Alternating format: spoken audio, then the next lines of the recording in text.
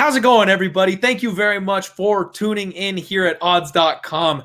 The Diehard MMA podcast is streamed exclusively here on odds.com. And if you want to watch the replay, click the link below. Head on over to odds.com to check it out. We're winding down already, but we've got a good one here. A lightweight fight between Renato Moicano and Rafael Fiziev. Really great matchmaking here, in my opinion.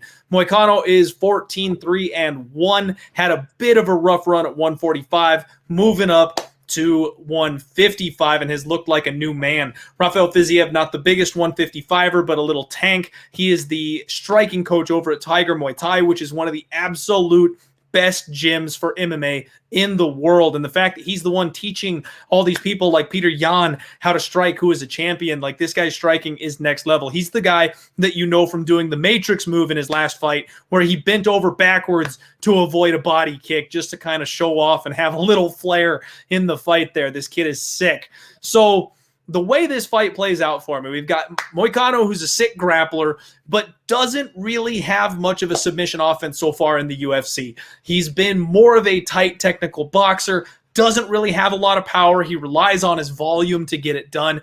And unless he has a very opportunistic situation to snap up a neck or something like that, he doesn't really use that Brazilian Jiu-Jitsu black belt inside the cage. I think this is going to be a striking fight. Fiziev has a 100% takedown defense rating. So I don't see Moicano being able to drag him to the floor. And these guys are going to mix it up on the feet with Moicano looking to use his maybe speed and reach advantage. And Fiziev basically using his entire arsenal. This guy has everything in his bag that he can mix up and use. My only question is the durability of Moicano. I'm wondering if he's one of these guys where cutting down to 145 caused a problem, because he is a big 145er. And we've seen people move up a weight class and have it just give benefits left and right to their durability, their cardio, everything. They look like a new person when they move up a weight class. And we know Fiziev is a guy who likes to style. He likes to get into a 15-minute battle. He's not afraid of that, and he doesn't mind picking people apart. So I don't know that he's going to be necessarily looking for the kill. And if Moicano does not have durability issues at 155, I think this thing goes to the cards, and it's a very close competitive fight. What's your read on this one, Matt?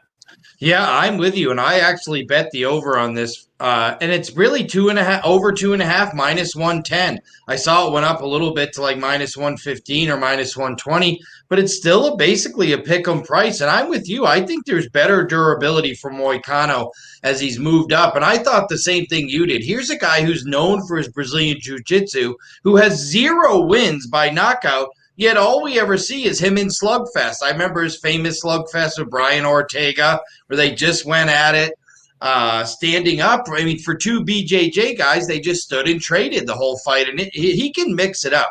Don't get me wrong. It's easy to look at him and say, oh, 0 knockouts. This guy has no bang. He can mix it up on the feet. His boxing is pretty good. And what I think's going to happen is he's going to try to get Fiziev against the fence and maybe get some takedowns. But I think Fiziev's defense is so good, you're going to see some stall moments where they're dirty boxing, they're clinching up, they're striking in the clinch. But I don't think that I think there's going to be a lot more activity on the fence than you realize. And because of that, I think at the end of the day, this one's going to go 3 rounds, and he might as well bet the over. I actually thought about betting Fiziev in this fight because 2 weeks ago, when this fight was originally announced on a different card and it got moved to this one, you could get Fiziev at minus 105. Now it's as high as minus 155. Look, at around to even money, I liked Fiziev because I think he's the better striker, will throw more technical strikes, and at the end of the day is probably going to win what I agree with you is going to be a stand-up fight, despite the fact that Moicano has such great jiu-jitsu. But at minus 155, I am very much less interested in betting Fiziev on the side, the smaller guy, the shorter guy. And I just figure I'll bet the over because I always thought he'd win by decision anyway and lay minus 115 instead of minus 155. And then you also get the built-in advantage that if Moicano ends up getting some top control time, gets a takedown or a trip along the fence and can steal a couple rounds, then you don't lose if he wins the decision too, and you never know with the judges. But I do think this one's going to hit the scorecards, and I'm going to go ahead and lay over 2.5 rounds at minus 115. That's the way I'm looking too. Why pick a side? I don't think we have any need to pick a side, and we've seen the horrific judging the last couple weeks at the UFC Apex. I don't want to lay minus 150 and then have someone lose me a split when Moicano gets his hand raised and everyone screams robbery. I like the over 2.5. And if you can get it anywhere from that minus 110 to minus 140 type of range, that's the way that I'd be looking in this fight. Even though both these guys are dangerous, they're both, I don't want to say that Moicano is durable because we've seen him get finished before, but they're both so technical. And I do think that the reach advantage of Moicano will let him stay safe and will make it harder for Fiziev to find that finish. Plus, at 155, I do think he will be a little bit more durable. So yeah, I think it's going over too.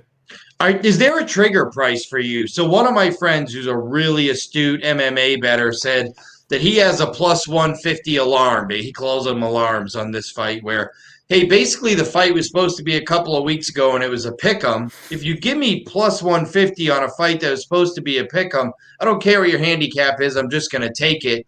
Do you think that there's a price for you in this fight where, because this thing's gone from pick'em to minus 155 now, Yeah. is there a point where there's just too much value on Moicano and maybe you take a shot? I mean, yes, kind of.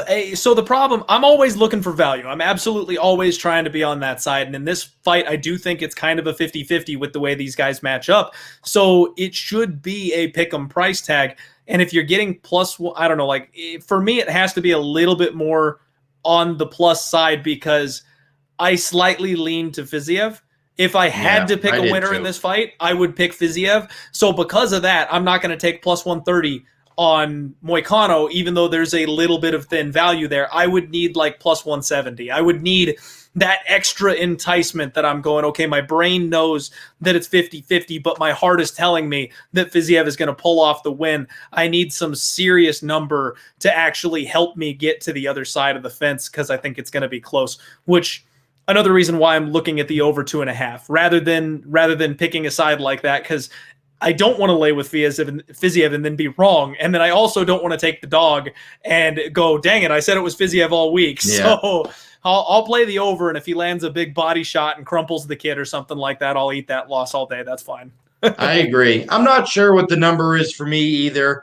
I do think if it continues to climb, it may at least start getting enticing for me to take that side. I mean, Moicano does have wins over Calvin Kattar. He chopped up Cub Swanson and submitted him. I mean, he has some legit wins along the way. And, I mean, that fight with Ortega was a classic. That was a great fight. So, I mean, I don't know what the price is for me either. I'm already on the over, but if it gets to like 160, 170, I may have to take a shot as well. Yeah. And there, Janjaroba already climbing up there and getting juicy for people across the pond. Big time. I saw plus 165 earlier, too, before I came on the show. Hey, like I said, I botched that line. I got plus 145 in my pocket, but geez, I might have to add more. If she gets up to like plus 180 or something like that, I'll be throwing in another shot.